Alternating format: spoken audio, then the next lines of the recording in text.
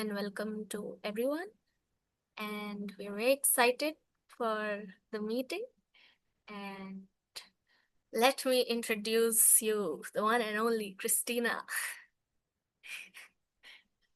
So Christina is a writer, she is a researcher and strategist working at the intersections of gender, caste, faith, and justice. She is the co-founder of the Dalit History Month project and a founding member of the Global Campaign for Dalit Women. Christina has over 16 years of experience across India, China, Singapore, and Netherlands, and consults with corporates, nonprofits, faith-based institutions, and universities on leadership, development, caste equity, and accountability frameworks. Her writings have been featured in The Wire, Outlook India, HuffPost, The Swaddle, GenderIT, and Verve. Her debut book, Dalit Women and the Fullness of Life, is an exploration of what fullness means for Dalit women in a caste-bound world. So, the book revolves around the intersections of caste, gender, and is also giving us a first-hand experience and the voice of the author. So I welcome you, Christina, to talk more about the book, and here we begin.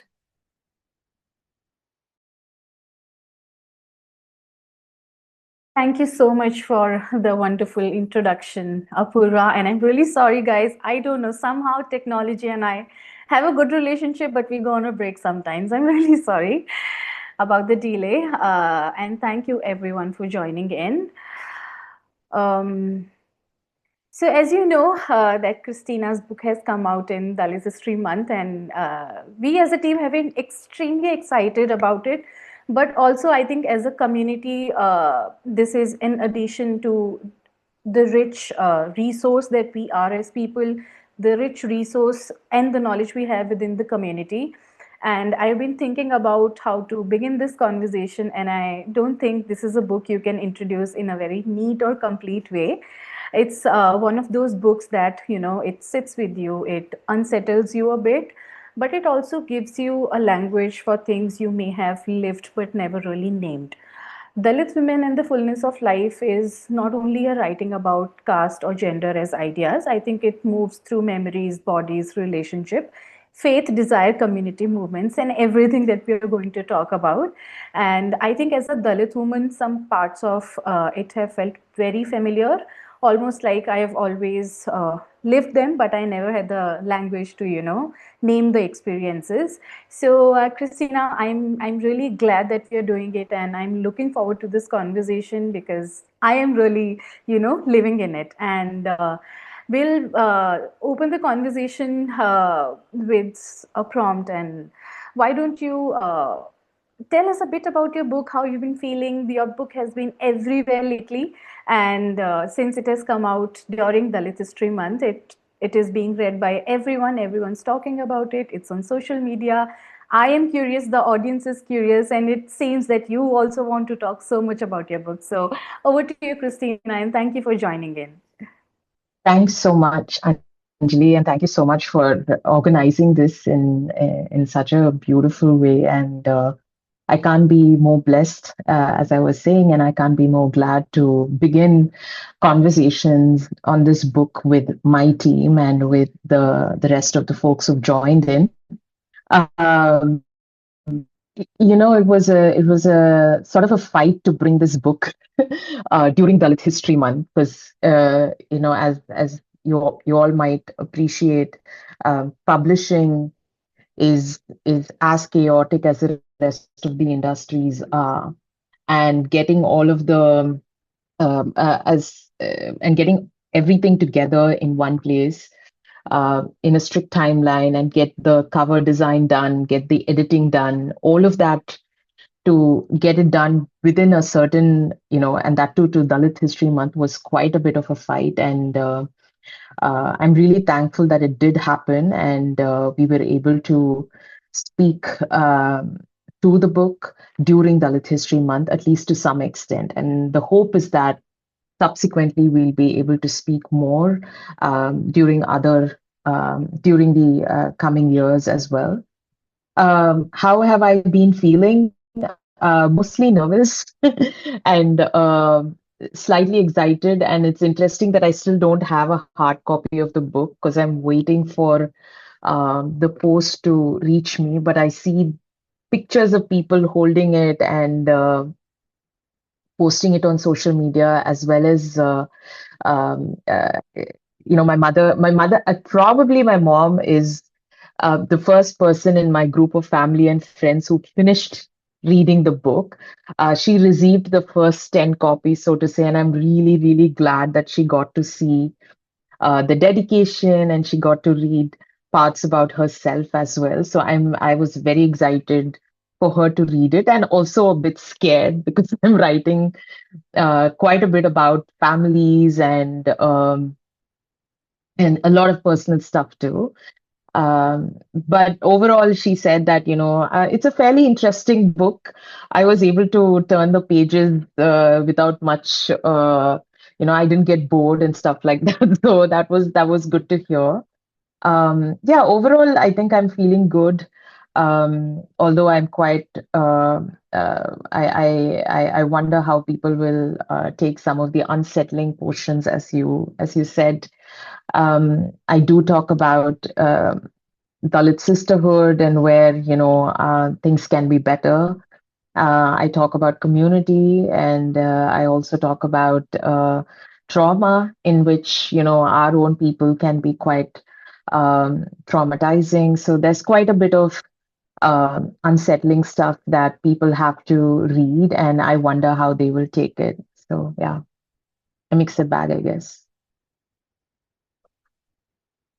Thank you so much, Christina. Now, I am the fortunate one who has had the opportunity to one have the hard copy and to read so much through the book. And I can tell you that I am hooked. This is one of the very few books I have that I am almost about to finish. And why don't we go chapter by chapter, because I have so Sure. much to talk about. And let's begin by talking about identity, from where you also start your book.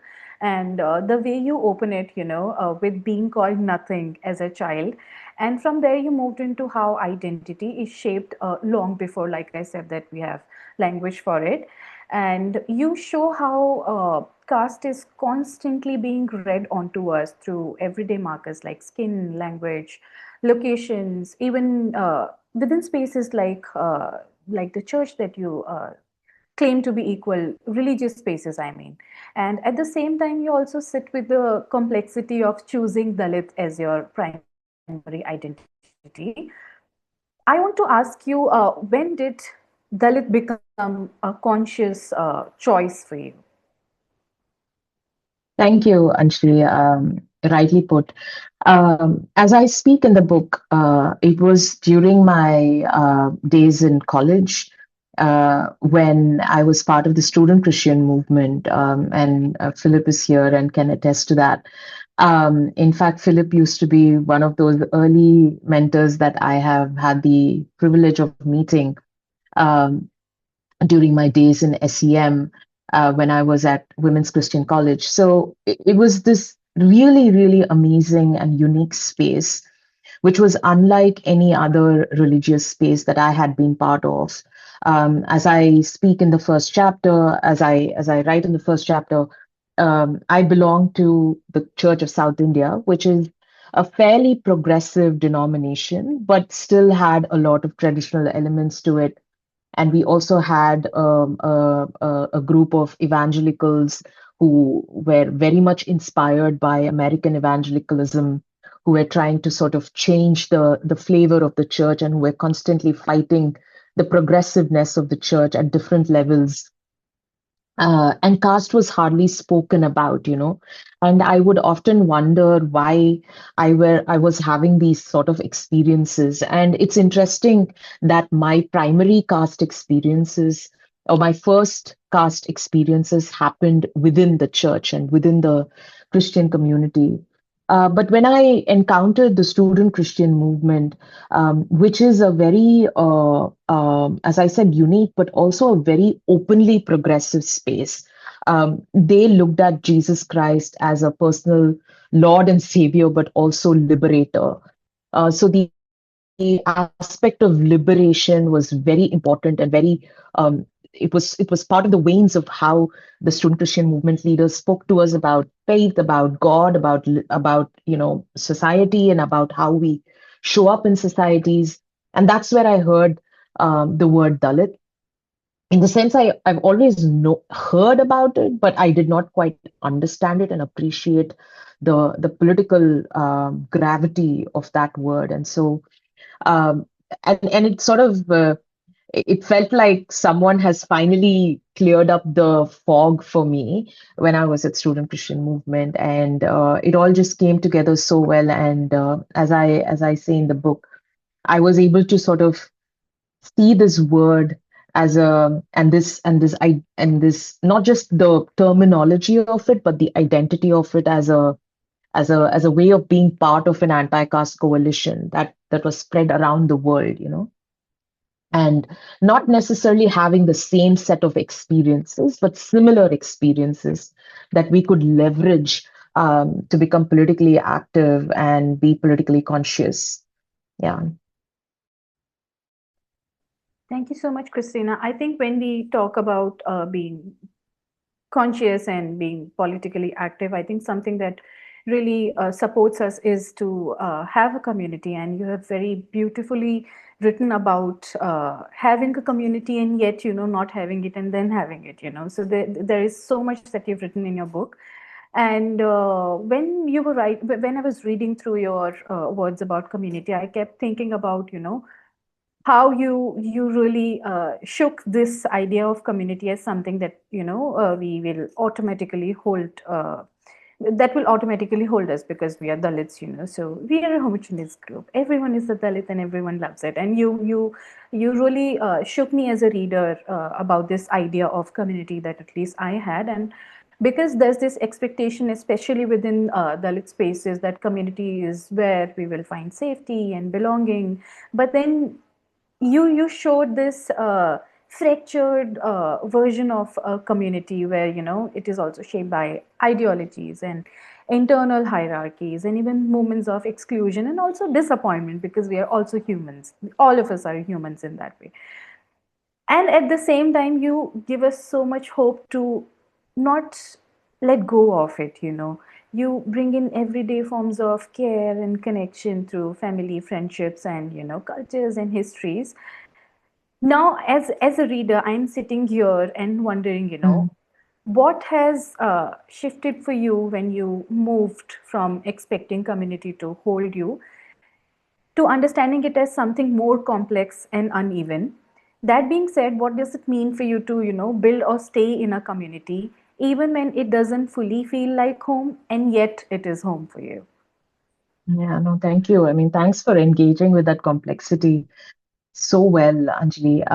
Indeed, I think for me, the experience of uh, it was a very disappointing experience and also a very hurtful experience to realize that, um, just because we are Dalits and just because we are Dalit women, that it is not a given that we will be community to each other.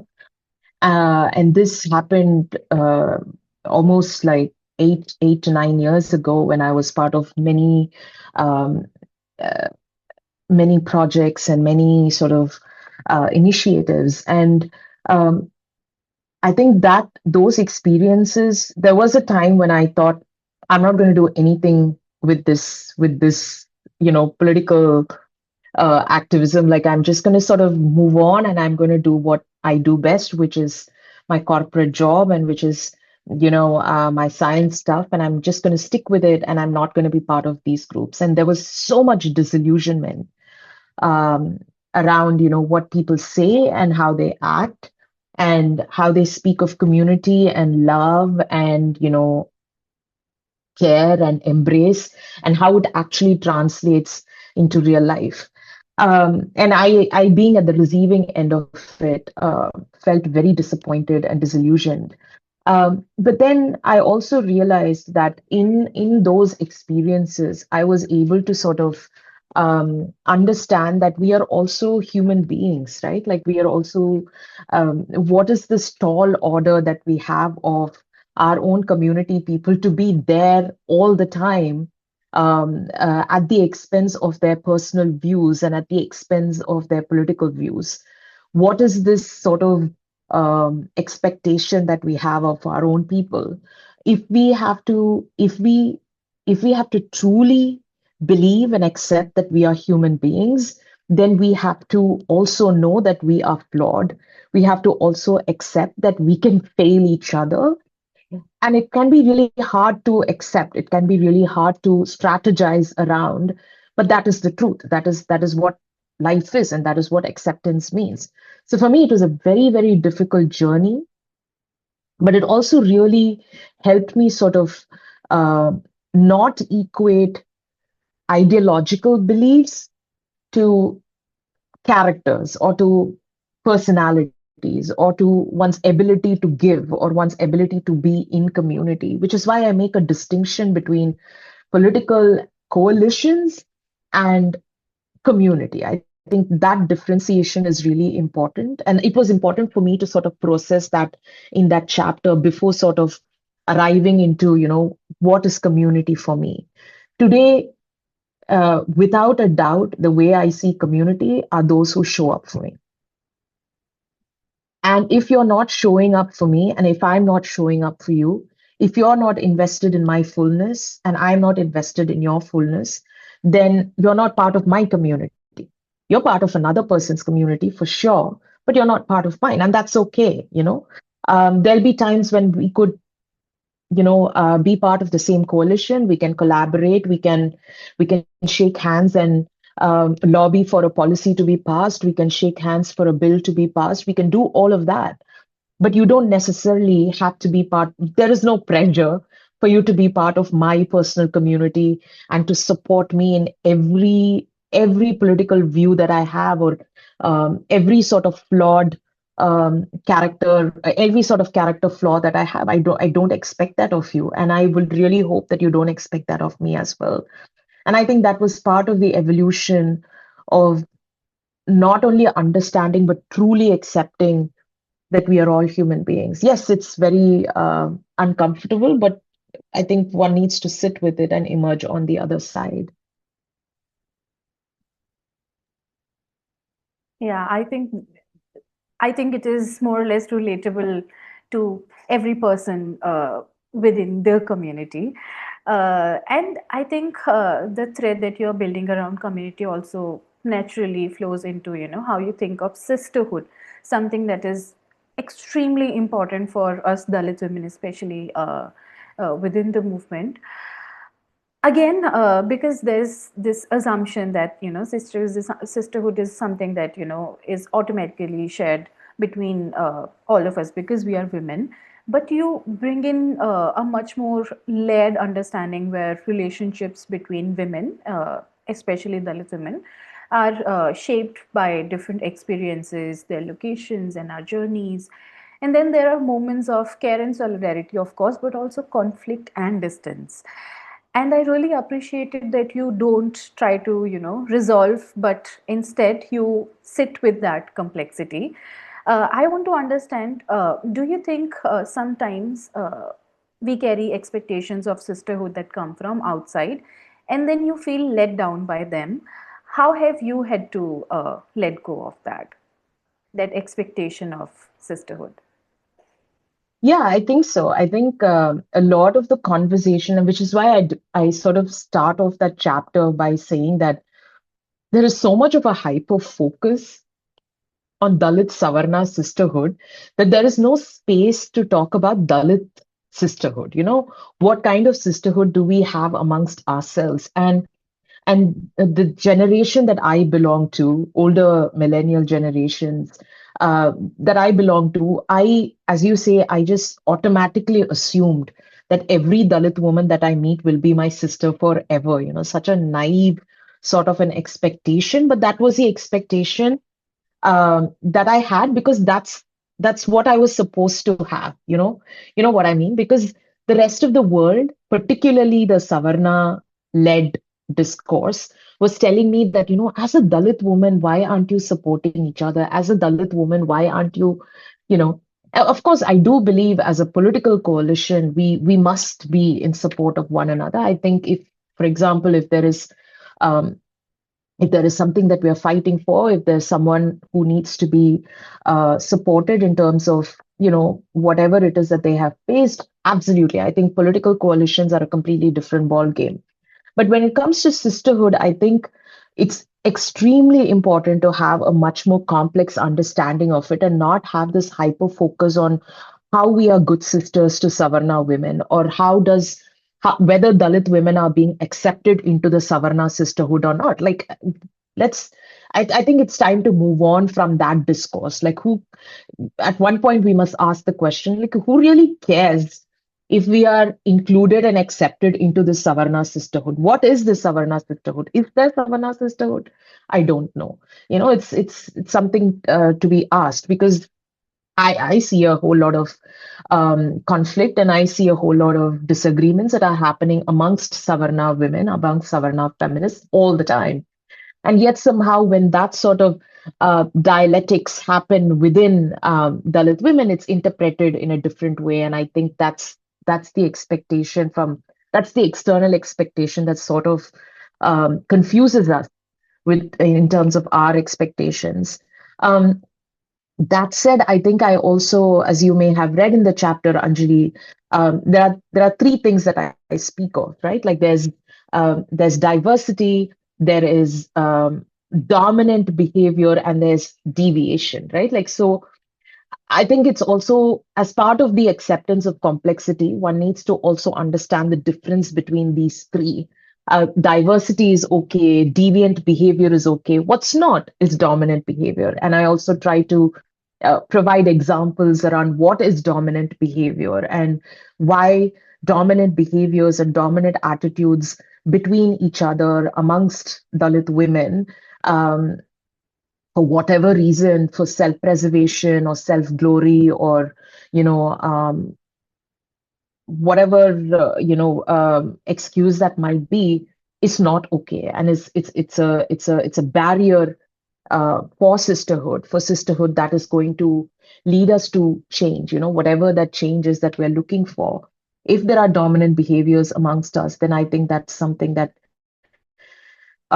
we must call into question all the time.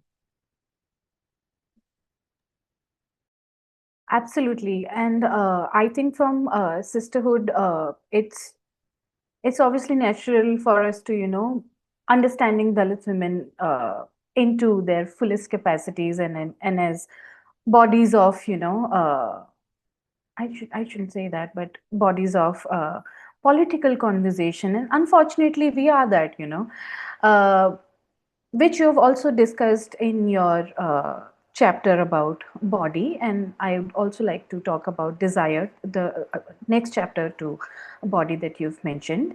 Um, so, in the beginning of the chapter, when we are talking of body, you have mentioned, and I quote, caste is enforced through Dalit women's bodies. And then you discuss how Dalit men's bodies are usually represented, where you write about how they get reduced to, and I quote, torn clothes, battered bodies, bloody parts.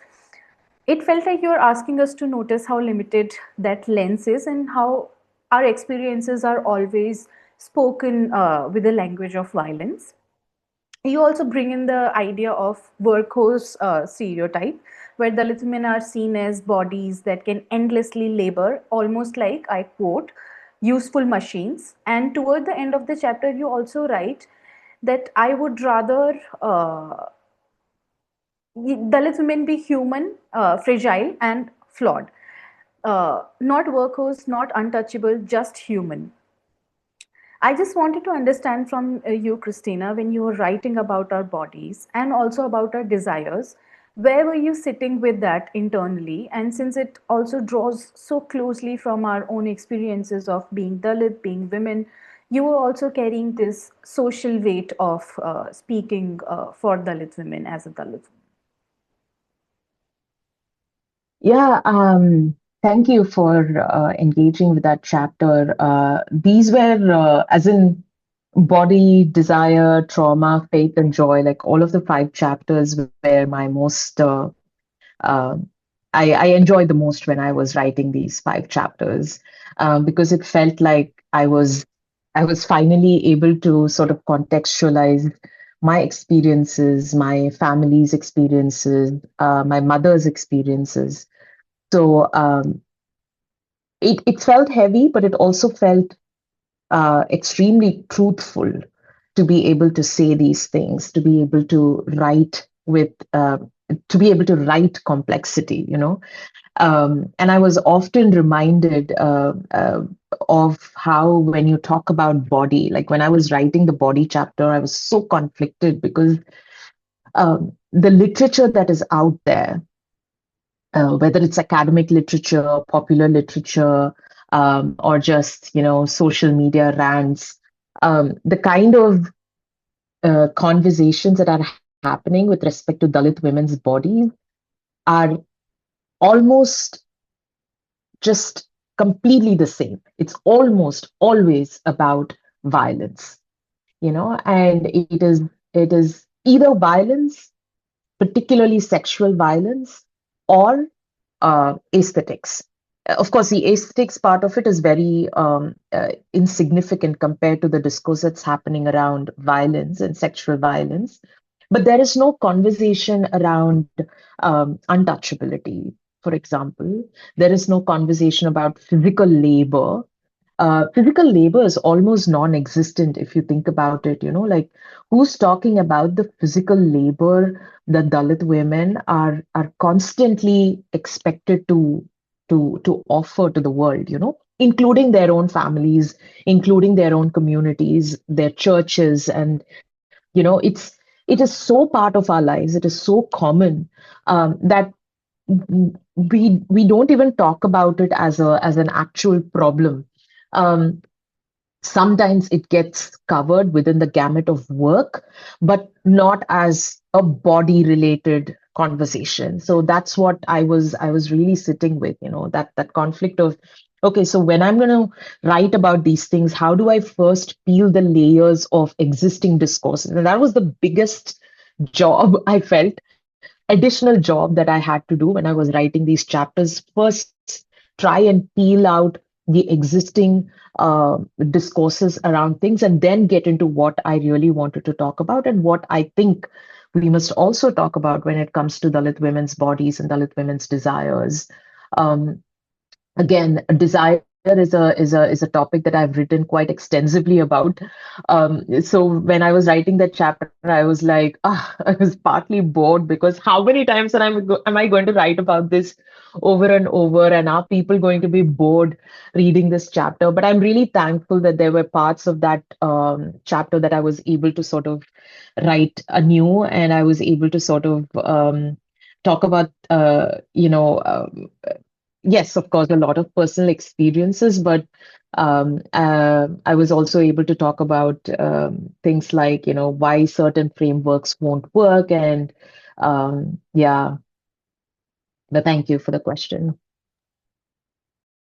No, thank you so much for writing that. It was indeed very interesting for me to read because I am very fond of reading about bodies and desires of marginalized women. So I think that was a very important perspective for me to read.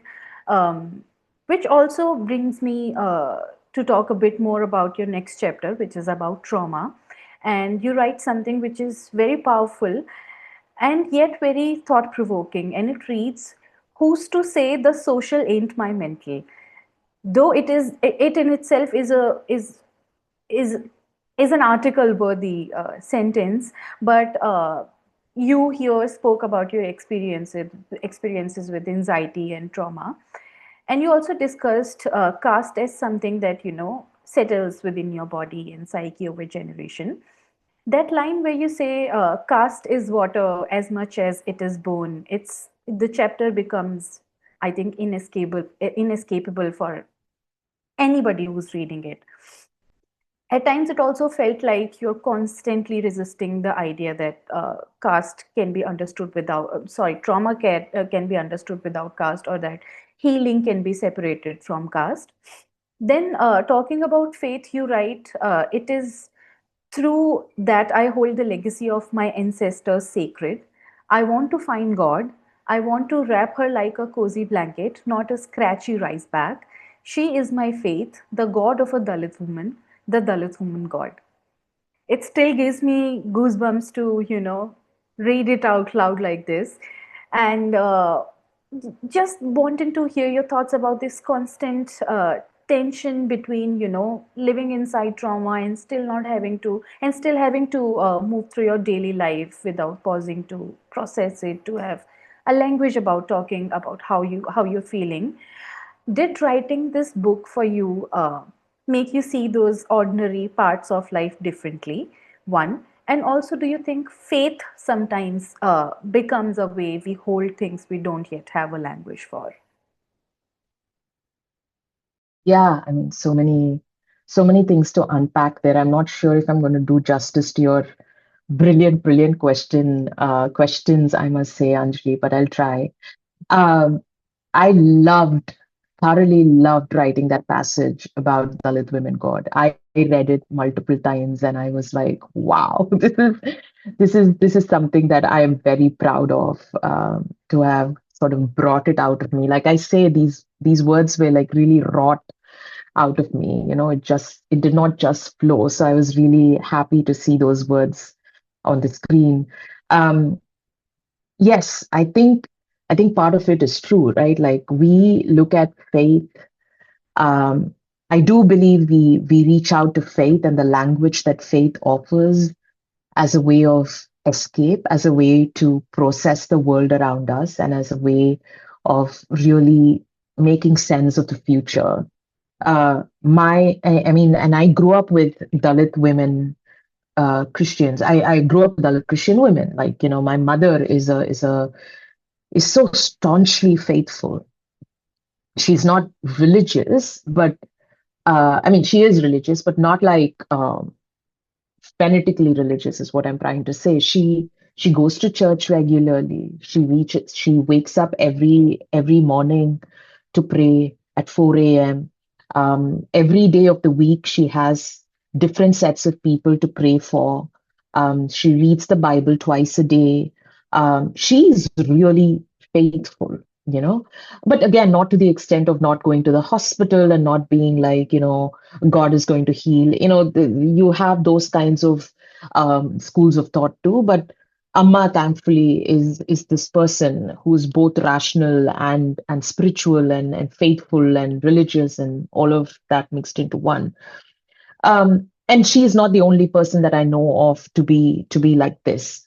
And I truly and fully believe that her spiritual or her faith has been has been the ladder that she has used to escape drudgery, to escape caste, and also a handrail. I mean, she really truly believes that if I were to speak of all that I'm going through to God, then I'm going to feel better. I'm going to be able to handle it.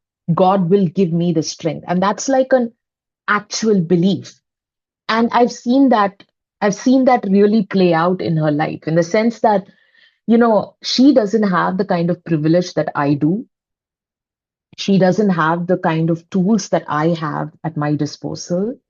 She certainly does not have the financial strength that I come with today, and to think and to just think how much the distance that she has traveled as an individual, as a mother, as a daughter, as a wife, and as someone who's given all of this to me, I don't know what else to say but to look at her faith and think that must have been her tool. That must have been her handrail, to do this. So yes, I do think, and this is why I so differ with the dominant discourses of the world that says, that looks down on faith, and that looks down on, you know, yeah, belief systems. I very much differ from all of these things, because I think there is so much utility for Dalit women. There's so much utility for some of our women, whatever that faith is, and not just Christian faith, whatever that branch of faith is. And I don't think we must brush it off by saying that, yeah, whatever that the external discourse tries to put down on. Yeah. I'm sorry, I did not address your question around trauma, but I hope that's okay. You can, I mean, someone else can pick it up if they want to. Yeah, sure, no worries. Now, because we are talking of trauma and faith, and it is also left on to uh, the readers to find out more about what you've written by ordering their copies if they haven't already. I will keep on promoting your book, Beach Me, because this is my fangirl moment, So I am living it. That being said, you have also extensively spoke about joy. One, it is the most unexplored topics actually, when we talk about Dalit lives, Dalit people, Dalit community. And then there's this part where you write, I became a stranger to joy. And later you describe joy as something that should be, I quote, free to take. And yet something that your mind doesn't quite trust, like it's always waiting for something to go wrong. So relatable here. It leaves this lingering uneasiness, like you're always on the edge. And still, by the end, it begins to feel like joy has to be made, it has to be held, it has to be chosen over and over again. I would love to hear from you that hesitation around joy, like the mind not trusting it. I'm curious to know about joy being so fragile, or is it fragile for only Dalit women? No, I think joy is fragile for any one of us, anyone who has been through the kind of experiences that are similar to what we've all been through, both on an individual and a collective level, right? Like if you are a person who's been through trauma, any kind of trauma, and particularly, you know, successive trauma, like I have been through, then for me, it took a therapist to sort of name what I went through as trauma. I remember asking my therapist, like, whatever I told you, is it trauma or is it not trauma? And then, am I making a big deal out of this? And she was like, of course, what you've been through, and all of that you've said are very, very traumatic experiences. So, yes, if you are an individual who've been through traumatic experiences, then it will truly do feel like your joy has been stolen from you, that your mind is used to not feeling joyful.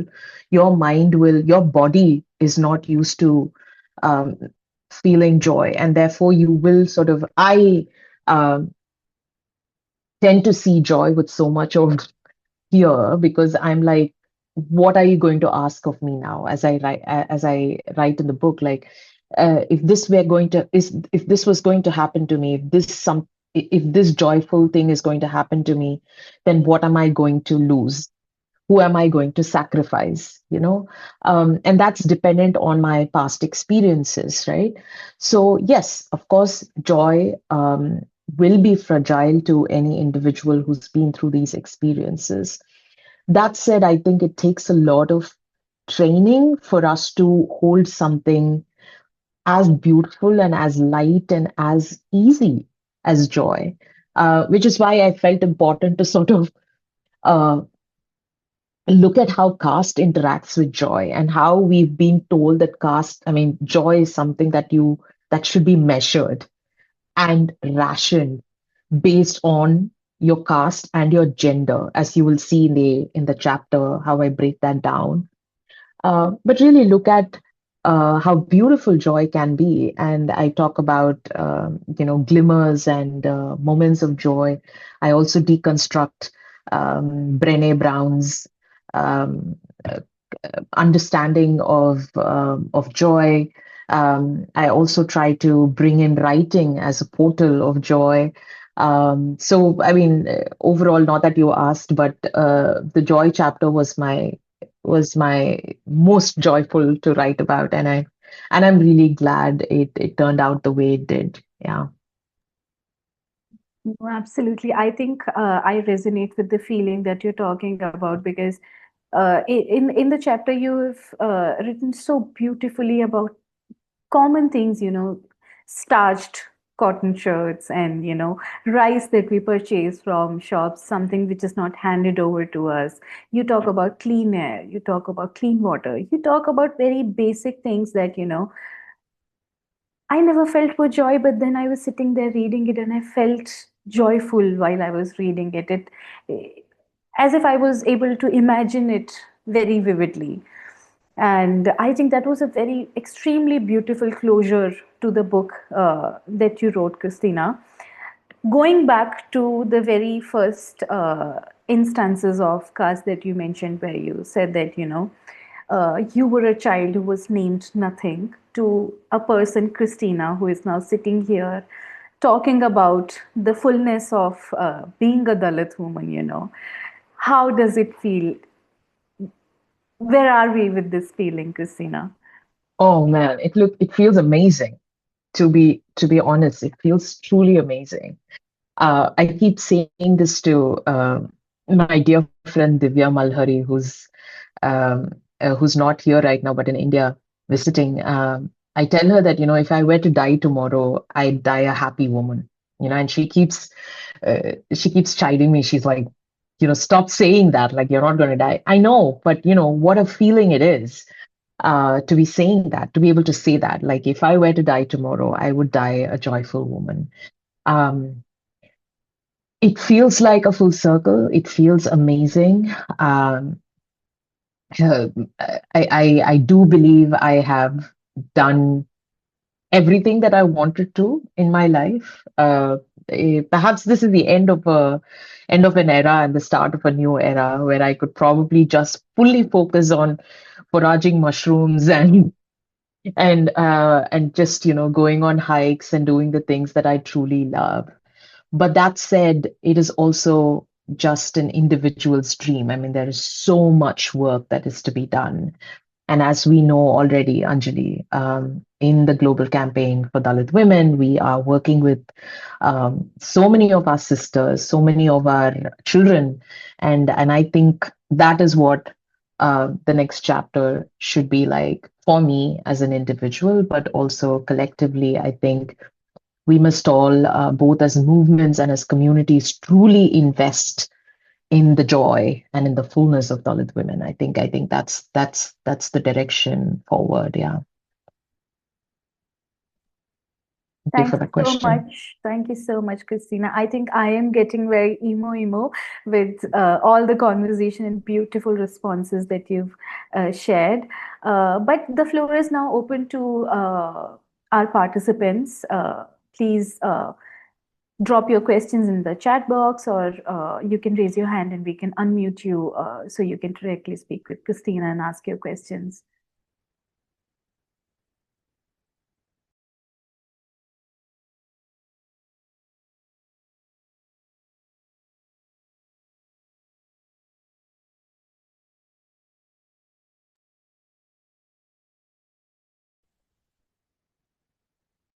I think Preeti has a question. Yeah, shall I go with it? I mean, am I audible? Yes, Yeah. yes, you are. Yes. So yeah, hi, I'm Preeti. I'm from Tamil Nadu, and so my question is, like, you have been in this journey of advocating for rights and in this anti-caste movement, and especially for Dalit women. Um, I'm just wondering, like, how to practice joy and pleasure as we are actually moving through this, because I also it's actually it feels so heavy to engage in this work, right? So uh, even I also recently initiated a NGO like to work around mental health and casteism in Tamil Nadu. So it's been like it's just 1.5 years now, like almost going to be 2 years. But we started like a very small awareness thing, and then very recently we got registered, and it feels so heavy. Like I feel like, oh my god, I shouldn't have registered. It feels like, oh my god, like how could I actually travel in this path? So yeah, there are a lot of well-wishers, there are people who actually believe and support, but still uh, despite of our trauma, despite of we went through so much, and also we standing up and voicing out and still trying to be there for it, and try to be a catalyst for a change, or try to do something. Like I just want to know from your experience, like how you handle your journey. Yeah, honestly, I don't know. That is the truth of it. And I'm Okay. sure you will discover it in your journey too, because the way to do these things, of course, it's very hard and there's no ready-made answers for this, right? But one Yeah. thing that I mean, practically something that has worked for us as global campaign for Dalit women is really being able to find and generate joy from the work that we do, and to really celebrate the moments that are for celebrating. For example, Dalit History Month is a month for celebration. Like there is no uh, walking away from it. And this year, as Anjali and Anju will uh, attest to this, the kind of reception that they pulled in Delhi, uh, just bringing in Dalit women from everywhere and just literally dancing, Anjali, to music and just being with each other and just really seeing the beauty in each other, just being one with each other and finding community, finding sisterhood during a month that is designated for celebration will sort of sustain them for the rest of the year. You know what I mean? So it's like we have to create these moments. There's a lot of creativity that is required of us. There's a lot of innovation that's required. There's a lot of thinking that one must do at an individual level, at a collective level, but really do it and find the space and the time and the money as well to do it, and hope that it will sustain us during the times of utter desperation and despair, which is something that happens to us quite often, right?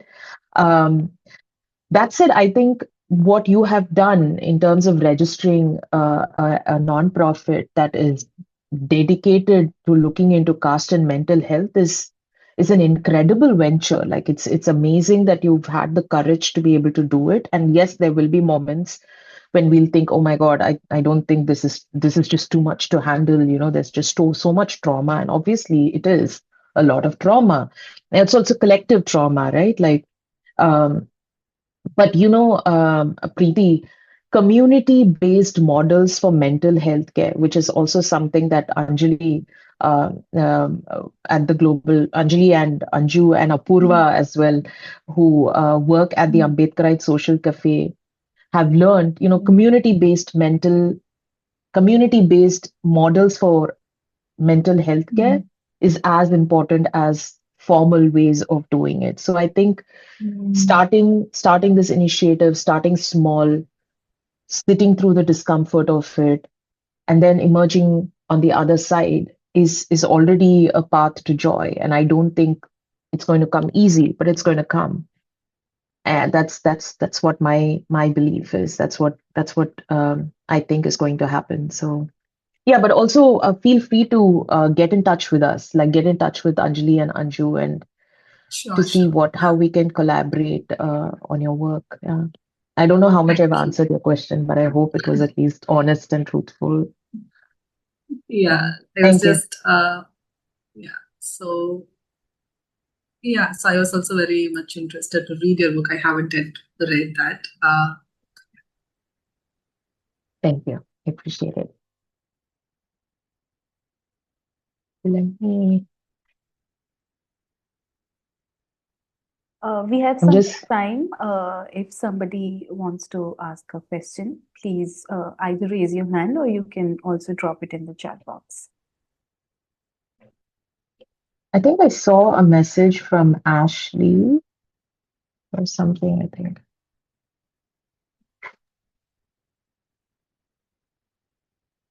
Hi, Christina.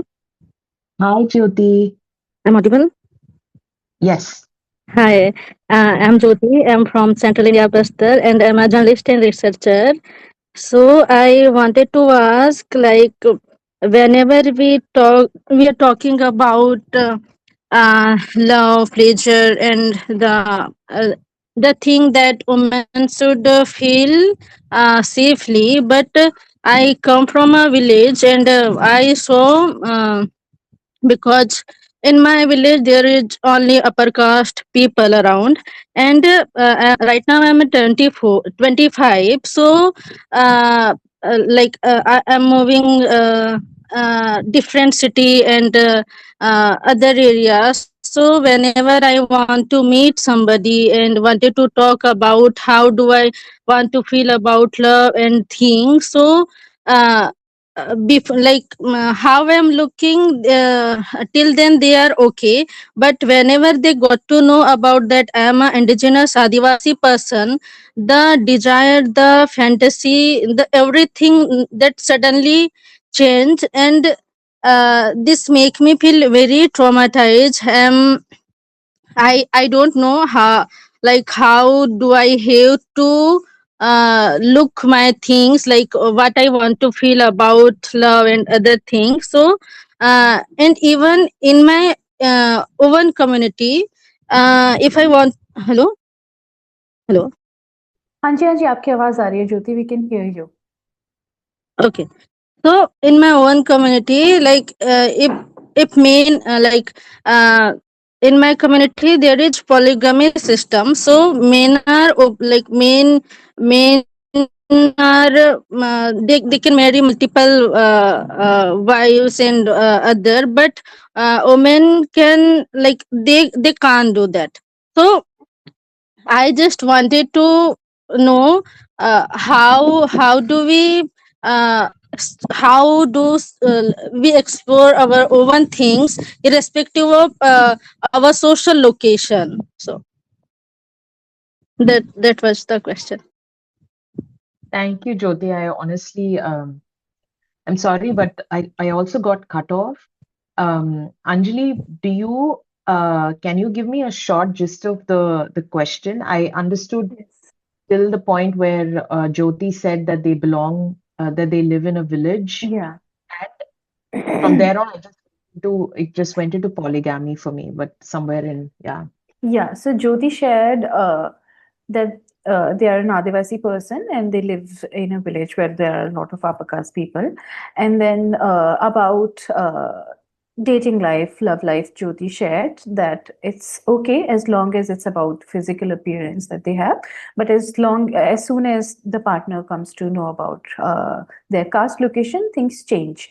Apart from that, there is polygamy, which is practiced in her area, where men can do that, but women cannot. So Jyoti wants to understand how can love, leisure, pleasure, desire, and everything be seen separate from social identities. Mm.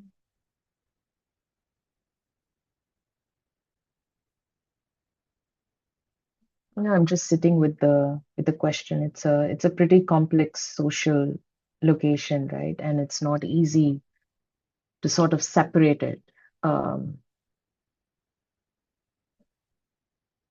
Anyone can take the question as well. Deepmala, Anu, any thoughts? Bubbly?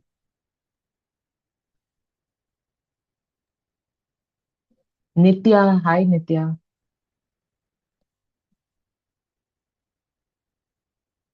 जिन लोगों को translation चाहिए, हमारे साथ ज्योति हैं जिन्होंने पूछा है कि जब वो किसी के साथ रिलेशनशिप में आते हैं तो उनको देखने के बाद किसी को कोई परेशानी नहीं होती, लेकिन जैसे ही उन्हें ज्योति के कास्ट के बारे में पता लगता है तो वो बहुत डिस्टेंस मेंटेन करना शुरू कर देते हैं। उसके अलावा ज्योति जहाँ पे रहते हैं वहाँ पे जो मेन हैं, जो पुरुष हैं, वो कितनी भी शादी कर सकते हैं, लेकिन औरतें ऐसा नहीं कर सकती हैं। तो हमारा इस बारे में क्या विचार है, और आप में से कोई भी जो है इस बारे में अपने थॉट शेयर कर सकता है हमारे साथ।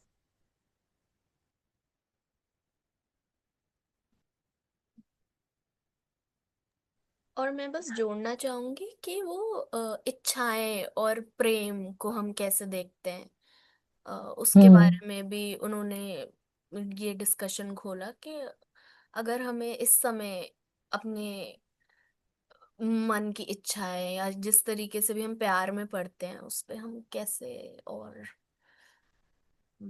बात कर सकते हैं। Yeah, I mean, I think uh, part of the solution, I think a lot of the solution essentially lies with the world rather than with us, right?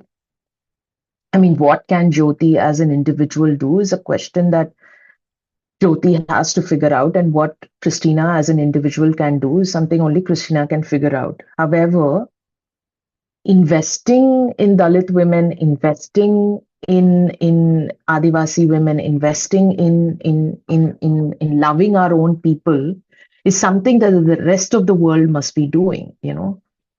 Uh, of course, one can always say that you should escape your social location. I mean, if I truly had the power, I would just sort of lift and shift all of the Dalit women to better places, to safer locations, to more joyful locations. But if that's not possible, then what do you do? It's easier to say that, but that's not going to be possible for everyone and every other individual. Uh, in that case, I mean, if I were in that place, and I have been, what I would do is just invest in myself with whatever little power and resources and tools that I have. I will invest in myself, and invest in loving myself and investing in discovering my body and discovering my own self and my own heart. That's what I will do. I will use the power that I have to find ways to love myself. That's what I would do. It's not easy, but with the wisdom that I have today, that's what I would do. You know, um, you obviously can't have these people in your community or even outside of your community. You can't force them to see you differently, and in all likelihood, they will not. And that's part of the thing that I talk about. Um, that this wanting to escape your caste and look at someone outside of your own people is also driven by other things, not just the wanting to be anti-caste. So yeah, thank you so much, Jyoti, for asking that question. But feel free, anyone, to answer. And Jyoti, may I ask which state you're from?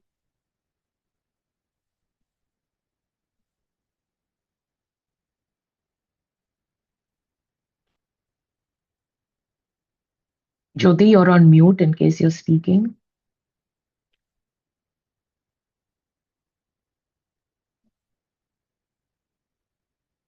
Okay, I think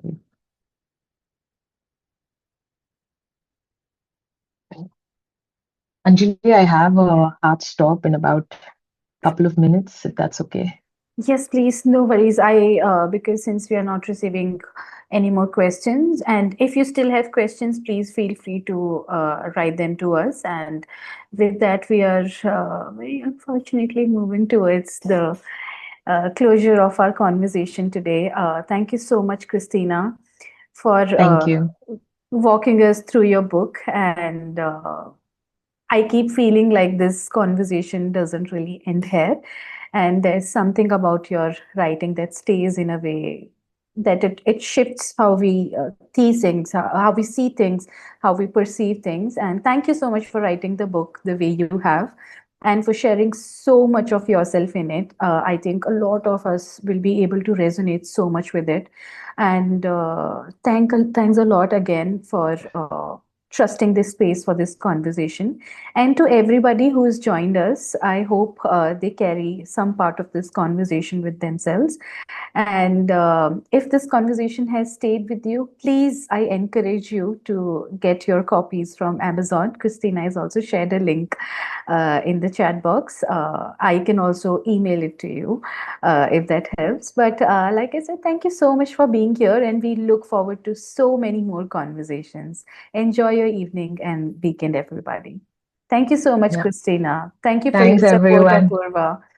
Thank you. Yay. And for just one announcement, those of you who are outside of India, I know the copy is not yet available, but I'm working on it, and it should become available in the next couple of months. But the Kindle edition should be available very soon, once Penguin India pushes it through to the world. I'll keep you all posted on my socials, or yeah, I'll do that. Thank you. And Philip, yes, I'll message you once that's done. Thank you so much, everyone. I appreciate it. Thank you, Anjali. Thank you, Apurva.